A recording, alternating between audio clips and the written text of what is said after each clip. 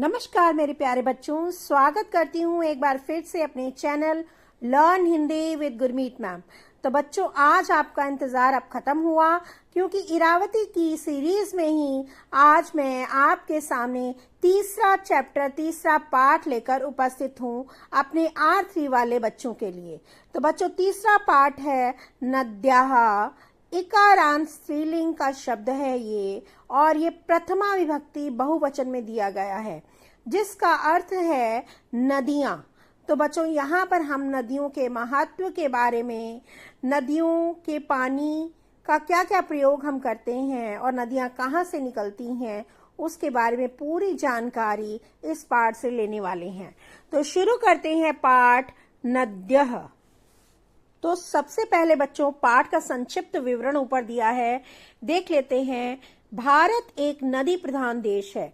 यहाँ अनेक नदियां हिमालय आदि पर्वतों से प्रादुर्भूत होकर के विभिन्न क्षेत्रों को उपकृत और अभिसिंचित करती हुई समुद्र में जाकर मिल जाती हैं। प्रादुर्भाव का मतलब है बच्चों, प्रादुर्भूत मतलब निकल करके, और उपकृत का मतलब है उपकार करती हैं, और अभिसिंचित में सिंचाई करती हुई समुद्र में जाकर मिल जाती हैं। अपने सांस्कृतिक महत्व के साथ साथ नदियां भौतिक रूप से हमारे लिए अनेक प्रकार से उपयोगी हैं। ये नदियां खेतों की सिंचाई, पेयजल, पीने योग्य जल जिसको बोलते हैं, विद्युत उत्पादन आदि के माध्यम से हम पर उपकार करती हैं। अपने इन्हीं मातृवत गुणों के कारण भारतीय परंपरा में नदियों को माता के समान पूज्य माना गया है। यानी नदियों की तुलना माता के समान की गई है। जिस प्रकार से माता जो होती है बच्चों, वो भरण पोषण करती है, ठीक है, सभी प्रकार से, उसी प्रकार से जो नदियां हैं हमारी माता के समान है, जो हमारा भरण पोषण करती हैं। आगे बढ़ते हैं बच्चों। अस्माकं भारत देशः अतीव विशाला अस्ति। हमारा भारत देश अत्यधिक विशाल है। अत्र बहवा गिरयाः सन्ति। यहाँ पर बहवा मीन्स बहुत से, गिरयाः मीन्स पर्वत हैं। तेषु उनमें से, केचन अत्युन्नताः उनमें से कुछ अत्यधिक ऊंचे हैं, केचन न अत्युन्नताः कुछ ऊंचे नहीं हैं। ते गिरयाः मेघकलापं धृत्वा। वे पर्वत मेघकलापम बादलों के समूह को धृत्वा मैंने रोक करके वृष्टिम संपादयन्ति वर्षा कराते हैं। यानी बादलों को इकट्ठा करते हैं और वर्षा कराते हैं। तेन अनेकः नद्याः प्रवहन्ति। उससे अनेक नद्याः नदियां बहती हैं, प्रवाहित होती हैं। अनेकासु नदीषु अनेक नदियों में महानदी, गोदावरी, कावेरी, कृष्णा और कृष्णा पूर्व समुद्रम प्रति प्रवहन्ति। पूर्व की तरफ, पूर्व समुद्र की ओर बहती है। पूर्व समुद्र यानी बच्चों बंगाल की खाड़ी की ओर बहती हैं। इतराह मीन्स दूसरी नदियां, दूसरी साबरमती, ताप्ती, नर्मदा च और नर्मदा पश्चिम समुद्रम प्रति प्रवहन्ति। पश्चिम समुद्र की ओर बहती हैं। पश्चिम समुद्र की ओर यानी कि अरब सागर की ओर बहती हैं। काश्चन यथा, काश्चन मैंने कुछ, यथा जैसे भागीरथी, कालिंदी, गंडकी, कौशिकी च हिमालय शिखरेभ्यः प्रभवन्ति। जैसे भागीरथी गंगा, यमुना, गंडक, कौशिकी, और कौशिकी नदियां जो हैं हिमालय की चोटियों से प्रभवंती निकलती हैं। पुरा प्राचीन काल में सरस्वती नदी अपि पश्चिम समुद्र अभिमुखम एव प्रवहति स्म। प्राचीन काल में सरस्वती नदी भी पश्चिम समुद्र की ओर ही प्रवहति स्म, बहती थी। परंतु अद्य आज अस्याः चिन्हानि, इसके चिन्ह ही मतलब इसके अवशेष ही, यत्र तत्र यहाँ वहाँ, प्रवाह के मार्ग में, प्रवाह मार्गे प्राप्यन्ते प्राप्त होते हैं।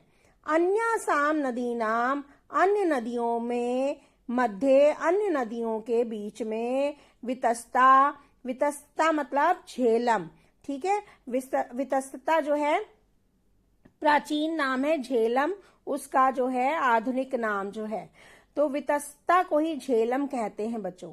झेलम, चंद्रभागा, चंद्रभाग यानी चिनाब, इरावती यानी रावी, बिपाशा, व्यास, शुतद्रु यानी सतलुज, हिमालयात प्रभवन्त्याः, हिमालय से निकल करके, पंचनद प्रांते, पंचनद मीन्स 5 नदियों का प्रांत यानी पंजाब में, प्रवहंती बहती हैं। अन्य नदियों के बीच में वितस्ता, झेलम, चंद्रभाग, चिनाब, रावी और व्यास और सतलुज हिमालय से निकल करके पंजाब प्रांत में बहती हैं। भारतस्य मध्य प्रांते चर्मणवती, वेत्रवती च नद्योः प्रसिद्धेस्ता, भारत के मध्य प्रांत में चर्मणवती यानी कि चंबल, वेत्रवती और बेतवा 2 नदियां प्रसिद्ध हैं। आगे देखिए, इसमें बच्चों आपको इस स्लाइड में आपको हिंदी अनुवाद मिल जाएगा, इसे आप देख सकते हैं। आगे बढ़े। पुराण कालात आरभ्य, प्राचीन काल से लेकर के सभी भारतीय नदी नाम सम्मानम कुर्वन्ति, नदियों का सम्मान करते हैं। क्षेत्रेषु सलिल सेचनेन, क्षेत्रेषु मीन्स खेतों में, जल के सिंचन से, सेचनेन मीन्स जल के सिंचन से, नद्यपि मातेव भवति, नदी माता के समान होती है। क्योंकि नदियों से क्या होता है, खेतों की सिंचाई होती है और उन खेतों में अन्न पैदा होता है। अतएव यानी क्षेत्राणि, इसलिए जो क्षेत्र, जो खेत, नदी जलेन प्लावितानि, नदी के जल से सिंचित होते हैं, प्लावित होते हैं, तानि उन्हें, नदी मातृकाणि इति प्रसिद्धानि, उन्हें नदी मात्रक इत्यादि ऐसे नाम से प्रसिद्ध हैं। नदी मात्रक यानी नदियों के द्वारा सिंचित, ऐसे प्रसिद्ध हैं। यानी च, और जो, वृष्टि जलेन, वर्षा के जल से सिक्तानि, सिंचित होते हैं, तानि उन्हें देव मात्रकाणि इति, उन्हें देव मात्रक कहते हैं, यानी वर्षा के जल पर आधारित, वर्षा के जल पर आधारित क्षेत्र कहते हैं। आगे देखिए बच्चों, वर्षा काले वृष्टिपातेन, वर्षा के समय में वृष्टिपातेन, वर्षा से, नद्याः जलेन और नदी के जल से, कृषि क्षेत्राणि, खेत, प्लावितानि भवन्ति, जल मग्न हो जाते हैं, प्लावित हो जाते हैं।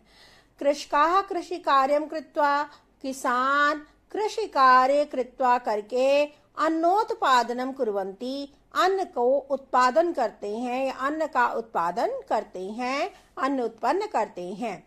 नदीषु विविधा मत्स्याः निवसन्ति, नदियों में अनेक प्रकार की मछलियां निवास करती हैं या रहती हैं। येषु प्रदेशेषु, जिन प्रदेशों में अनावृष्टि माने सूखे से, कारणेन सूखे के कारण, जलाभावात जल के अभाव से, कृषि न प्रारभ्यते, कृषि प्रारंभ नहीं हो पाती है, तत्र वहां पर शासनाधिकारिणाः, शासन के अधिकारी यानी सरकार के अधिकारी, अफसर, नद्याः जलम, नदी के जल को, प्रतिरुद्ध रोक करके, सेतुम बद्धवा, बांध बना करके, महाजलाशयान, महान मीन्स बड़े जलाशयों को, निर्माण करके, जल संचयम कुर्वन्ति, जल का संचय करते हैं, जल एकत्र करते हैं। यानी जहां पर सूखा पड़ता है वहां पर क्या करते हैं, बांध बना दिए जाते हैं, वहां पर जल को रोक लिया जाता है, वर्षा के जल को, और फिर उसको बाद में प्रयोग किया जाता है खेतों में सिंचाई के लिए। तेभ्य जलाशेभ्यः, उन जलाशयों से, क्षेत्रेषु जलम वितरन्ति, खेतों में जल पहुंचाया जाता है। सांप्रतम, इस समय, महानगरे, महानगर में, नद्याः नदियां जलम एव, नदियों का जल ही प्रतिग्रहम, प्रत्येक घर में सर्वकारेण, सरकार के द्वारा संप्रेष्यते, भेजा जाता है। यहाँ पर बच्चों आपको इसका हिंदी अनुवाद मिल जाएगा, इस स्लाइड में देख सकते हैं। आगे बढ़ते हैं। नद्याम बंधम निर्माय तस्मात् विद्युतम उत्पादयन्ति। नद्याम, नदी पर, बंधम, बांध, निर्माय, बना करके, तस्मात्, उससे, विद्युत मीन बिजली, उत्पादयन्ति, उत्पन्न की जाती है। एषा जलमूलः, यह जल से उत्पन्न विद्युत मीन बिजली, हाइड्रो इलेक्ट्रिक पावर इति नामना प्रसिद्धा, हाइड्रो इलेक्ट्रिक पावर ऐसे नाम से प्रसिद्ध है। भो पश्यत, अरे देखो, नद्या देशस्य कीदृशम उपकारम कुर्वन्ति, नदी देश का पर कितना उपकार करती हैं। अतएव, इसलिए, जनः ताः पूजयन्ति, लोग इसकी पूजा करते हैं, इनकी पूजा करते हैं। स्वगृहेषु अधुना अपि, अपने घरों में आज भी, अधुना अपि मीन्स अब भी, जनाः लोग, स्नान समय, स्नान करते समय, सभी, सर्वासाम नदी नाम, सभी नदियों के उपस्थिति, स्नान जले, स्नान के इस जल में हो, प्रार्थयन्ते, ऐसी प्रार्थना करते हैं। यानी स्नान करते समय लोग क्या करते हैं, प्रार्थना करते हैं कि सभी नदियों के जल की उपस्थिति स्नान के जल में हो, ऐसी प्रार्थना करते हैं, क्योंकि सभी नदियां क्या हैं, पूजनीय हैं। स्वगृहेषु, फिर से देख लीजिए, स्वगृहेषु, अपने घरों में, अब भी लोग स्नान करते समय सभी नदियों के जल की, स्नान के जल में उपस्थिति की प्रार्थना करते हैं। इसमें, इस स्लाइड में आपको बच्चों इसका हिंदी अनुवाद मिल जाएगा, इसे आप देख सकते हैं। आगे श्लोक देखिए बच्चों। गंगे च यमुने च एव गोदावरी सरस्वती नर्मदे सिंधु कावेरी जले अस्मिन् सन्निधिं कुरु। तो बच्चों श्लोक का अन्वय देख लीजिए। हे गंगे, यमुने, गोदावरी, सरस्वती, नर्मदे, सिंधु कावेरी च एव यूयम् अस्मिन् जले सन्निधिं कुरु। तो अन्वय के आधार पर अर्थ देखिए बच्चों। हे गंगा, यमुना, गोदावरी, सरस्वती, नर्मदा, सिंधु और कावेरी इत्यादि जो नदियां हैं, यानी आप सभी, यूयम मीन्स आप सभी, अस्मिन जले, इस जल में, किस जल में, मेरे इस स्नान के जल में, सन्निधिम कुरु, उपस्थित होने की कृपा करें। सन्निधिम कुरु, उपस्थित होने की कृपा करें। फिर से देख लीजिए। हे गंगा, यमुना, गोदावरी, सरस्वती, नर्मदा, सिंधु और कावेरी, आप सभी मेरे स्नान के जल में उपस्थित होने की कृपा करें। तो बच्चों यहाँ पर आपका पाठ का हिंदी अनुवाद समाप्त हो जाता है। इसके बाद हम आगे बढ़ेंगे। इसके बाद आगे आपकी पुस्तक में शब्दार्थ दिए हैं, इसे पढ़ लेंगे आप। फिर आगे बढ़ते हैं। वयम अभ्यासम कुर्मा, हम सब अभ्यास करते हैं। तो अभ्यास की कुछ एक्सरसाइजेस यहाँ पर दी गई हैं। तो पहली है अधोलिखिता नाम वाक्या नाम पुरतः, नीचे लिखे गए वाक्यों के पुरतः सामने सत्यम असत्यम वा लिखत, सत्य और असत्य लिखिए। जो सही स्टेटमेंट है उसके आगे आप ट्रू और फॉल्स है बच्चों, सत्य लिखेंगे और जो गलत है उसमें असत्य लिखेंगे। तो पहला देखिए, गोदावरी नदी पश्चिम समुद्र प्रति बहती। गोदावरी नदी पश्चिम समुद्र की ओर बहती है। तो बच्चों ये असत्य है, असत्यम इसमें लिखा है। नद्यः कृषि कार्याय जलम प्रयच्छन्ति, नदी कृषि कार्य के लिए जल प्रदान करती हैं नदियां, सत्यम, सत्य है। बंधम निर्माय जलात विद्युत उत्पाद्यते, बांधों का निर्माण करके जल से विद्युत उत्पन्न की जाती है, सत्यम। सरस्वती नदी अद्यापि स्वपूर्ण प्रवाहेण प्रवहन्ति दृश्यते, सरस्वती नदी आज भी अपने पूर्ण प्रवाह के साथ बहती दिखाई देती है, तो ये गलत है, असत्यम। भारतवासिना प्राचीन कालाद एव नदी नाम सम्मानम कुर्वन्ति, भारतवासी प्राचीन काल से ही नदियों का सम्मान करते हैं, तो ये बच्चों सही है। तो इसके आगे सत्यम लिखेंगे। तो आगे अगली एक्सरसाइज पर बढ़ते हैं। अधोलिखिता नाम प्रश्ना नाम पूर्ण वाक्येन उत्तराणि लिखत। नीचे लिखे गए प्रश्नों के पूर्ण वाक्य में उत्तर दीजिए। तो पहला प्रश्न है, भारतस्य मध्य प्रांते के नद्यो प्रसिद्धेस्ता। भारत के मध्य प्रांत में कौन सी दो नदियां प्रसिद्ध हैं? उत्तर है, भारतस्य मध्य प्रांते चर्मणवती वेत्रवती च नद्यो प्रसिद्धेस्ता। चर्मणवती यानी चंबल और बेतवा। दूसरा देखिए, कह नद्या पूर्व समुद्रम प्रति प्रवहंती। उत्तर होगा बच्चों, महानदी गोदावरी कावेरी कृष्णा च नद्या पूर्व समुद्रम प्रति प्रवहंती। अगला प्रश्न है, हिमालय शिखरेभ्यः कः नद्यः प्रभवन्ति। हिमालय की चोटियों से कौन सी नदियां निकलती हैं? भागीरथी, कालिंदी, गंडकी, कौशिकी च नद्याः हिमालय शिखरेभ्यः प्रभवन्ति। भागीरथी, कालिंदी, गंडकी, कौशिकी नदियां हिमालय के शिखर से निकलती हैं। अगला प्रश्न है बच्चों, पंचनद प्रांते कहाँ कहाँ नद्याः प्रवहन्ति। पंचनद 5 नदियों के प्रांत में यानी पंजाब में कौन कौन सी नदियां बहती हैं? वितस्ता, झेलम, चंद्रभागा, इरावती, विपाशा, शतद्रु च नद्याः पंचनद प्रांते प्रवहन्ति। अगला प्रश्न है, केन कृषि क्षेत्राणि प्लावितानि भवन्ति। किससे कृषि के क्षेत्र जलमग्न होते हैं? तो उत्तर है, वृष्टिपातेन नद्याः जलेन च कृषि क्षेत्राणि प्लावितानि भवन्ति। आगे बच्चों देखिए, तीसरा अभ्यास, द्वयो स्तंभयो मेलनम कुरुत। दोनों स्तंभों का मेल करिए।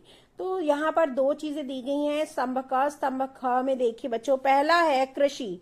कृषि को आप मिलाएंगे सेचनम से, सिंचाई से। बंधा, बांध को मिलाएंगे विद्युत उत्पादनम, विद्युत के उत्पादन से, बिजली के उत्पादन से। जलाशया, जलाशय को मिलाएंगे बच्चों आप जल संचया, जल संचय से। आगे नदी को मिलाएंगे बच्चों मत्स्यानाम निवास, मछलियों के निवास से। जल विद्युत, अगला है जल विद्युत को मिलाएंगे बच्चों जल मूलाहा विद्युत, जल से उत्पन्न बिजली यानी हाइड्रो इलेक्ट्रिक पावर से। तो ये है बच्चों आपका परस्पर मेल। तो यहाँ पर बच्चों आपकी जो है अभ्यास समाप्त हो जाता है।